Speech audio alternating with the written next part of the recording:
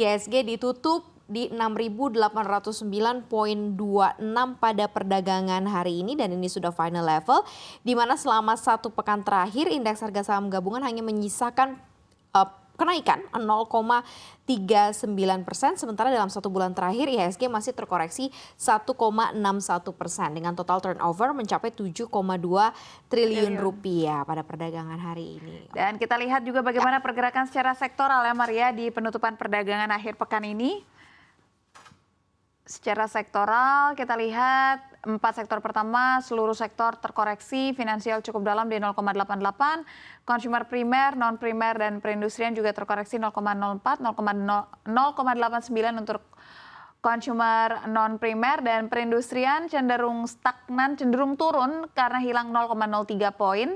Lalu kita lihat sektor lainnya. Apakah ada sektor yang berhasil di zona hijau? Tampaknya masih energi dan bahan baku ya. Seperti sesi tadi di pukul 15, energi dan bahan baku juga berada di zona hijau dengan apresiasi 0,17 dan 0,28%.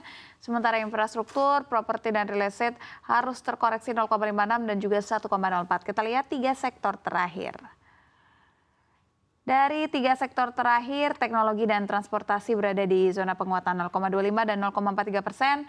Sementara kesehatan koreksi 0,66%. Kita lihat bagaimana kondisi rupiah saat ini.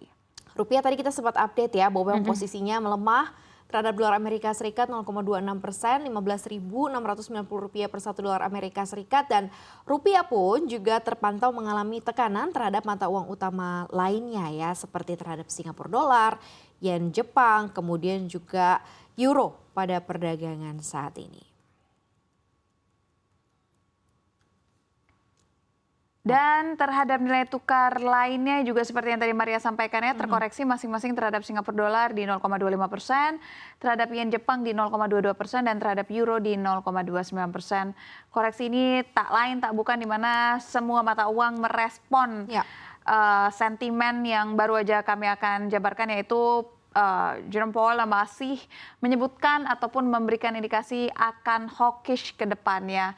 Memang Powell ini mengeluarkan peringatan kepada investor yang terlalu khawatir terhadap prospek penurunan suku bunga di tahun depan. Karena The Fed ini masih akan setia pada mandatnya untuk menaikkan suku bunga lebih lanjut jika inflasi kembali meningkat. Ya, dan Powell juga menekankan bahwa The Fed sebenarnya masih akan terus berhati-hati karena resiko antara melakukan terlalu banyak dan terlalu sedikit ini sekarang jadinya seimbang.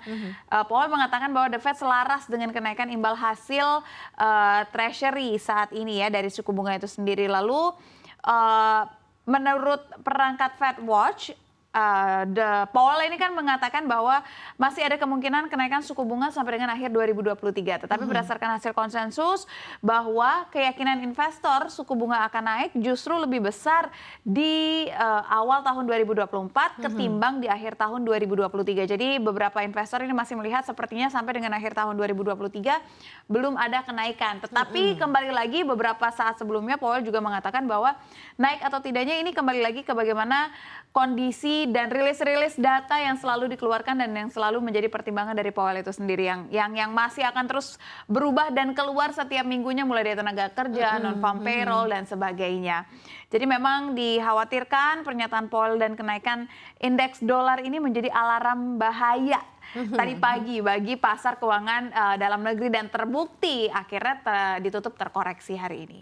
Iya, emang kalau masih berkaitan dengan konsumsi di Amerika Serikat dan juga rencana The Fed untuk menstabilkan inflasi di angka 2%, mungkin nggak mau buru-buru di tahun ini karena pasti akan ada peningkatan inflasi di akhir tahun. Seperti biasa kan konsumsi masyarakat juga meningkat, lagi peak season, lagi holiday season, jadi mungkin agak kurang bisa diimplementasikan gitu ya. Ketika memang tingkat konsumsi tinggi tapi inflasinya kamu harus rendahin, kamu harus turunin gitu ya. Jadi harus ada strategi tertentu. Tapi sedikit di Syaf sebelum kita ke sektoral, ada beberapa sentimen lainnya yang menarik adalah kalau kita perhatikan IHSG pun juga secara turnover disupport beberapa saham-saham yang naiknya juga cukup lumayan ya. Misalnya seperti kayak Aman Mineral naiknya di atas 2%, BRPT Baripoto Pacific hari ini juga naiknya 9,8%, TPIA juga naik begitu di atas 1% dan Telkom. Jadi ada beberapa saham-saham yang besar yang cukup memimpin pasar atau memimpin kenaikan indeks harga saham gabungan hari ini. Walaupun IHSG terkoreksi justru ditutupnya pada perdagangan hari ini. Ada saham-saham yang meningkatnya cukup signifikan di tengah koreksi yang terjadi di indeks Iya, harga saham walaupun gabungan. meningkatnya signifikan, tetapi yang menarik ke bawahnya ada 333 saham. Betul, Jadi ya ada memang Gotoh soalnya di antaranya.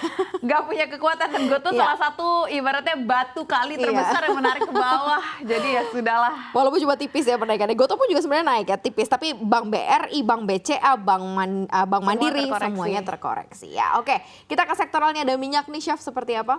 Ya, dan kalau kita lihat secara sektoral, ini minyak mentah yang dari kemarin juga masih menjadi perhatian, di mana minyak mentah dunia khususnya ini kompak melemah pada pembukaan hari ini pasca adanya statement dari Powell, di mana WTI dan Brent terkoreksi masing-masing 0,20 dan juga 0,21%. Dan sebenarnya koreksi ini sudah terjadi sejak kemarin, Maria, tapi memang karena sentimen Powell bukan hanya sentimen satu-satunya, tetapi juga karena kekhawatiran pasar terhadap stok minyak karena adanya isu di Timur Tengah ini yang mulai mereda.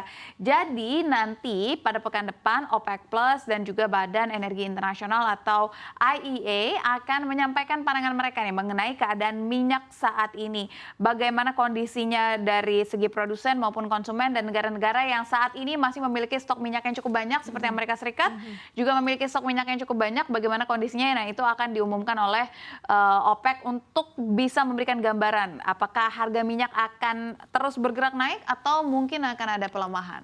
Oke, seperti apa nih reaksinya begitu ya untuk saham-saham yang ada di dalamnya nih, Chef?